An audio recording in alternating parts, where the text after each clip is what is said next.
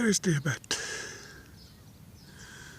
Diabet is the next village after the town of Essaouira, with the new bridge, which is to accommodate the Sofitel Golf and Spa Resort about 2 kilometers behind Diabet.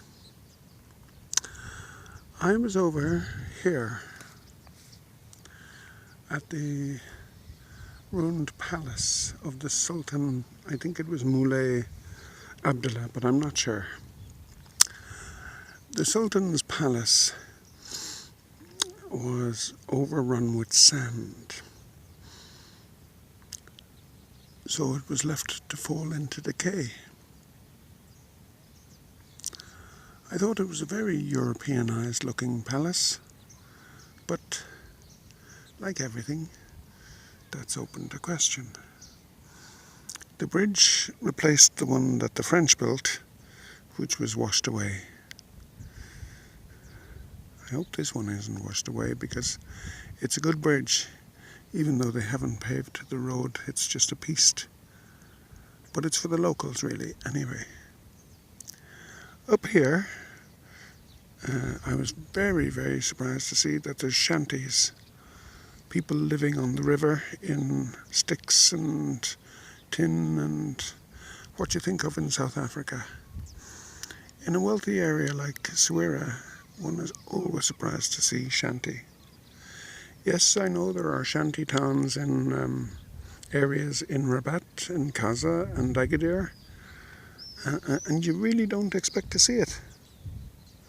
And it's not that they're depressed or deprived or have no work.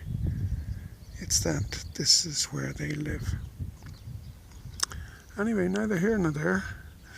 I was surmising that the palace of old would have had to have living quarters for their servants.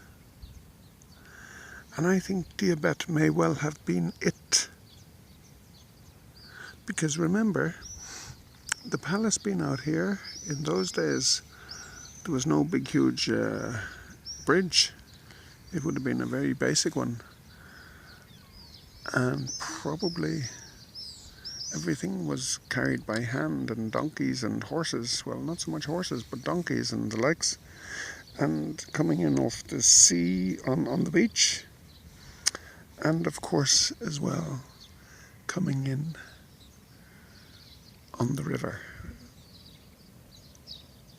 Now, so if that was the case, the houses that were up there once, now there's a lot of foreigner-owned houses there now because of the hotel and the idea of Jimi Hendrix being there, and he never was, but sure, that's neither here nor there. The story is he was, therefore the people know he was. And the 2 cafes that insist he was are called the Jimi Hendrix Experience and the like, so they would be. Anyway, I was thinking that Diabet must once have been the service village to the palace, because the Sultan would have had to have people living around and about to look after him and to look after the huge army of military and advisors and wazirs and everybody that followed, because in those days hundreds of people went with the king. Wherever the king went, they went. Don't know that that place would have been big enough at the time, but it might have gotten smaller because it had no need to be so big after the palace was ruined with all the sand. I'm surmising, of course. And sure, isn't it a grand story? And no more untrue than the Jimi Hendrix in Diabet story. There you have it now. Michael Burnett enjoying life in Essaouira, which is to my back. There you have it now. Yep. Bye-bye. Today is Friday. Friday, this 20-something of the 1st, probably the 21st, is it, of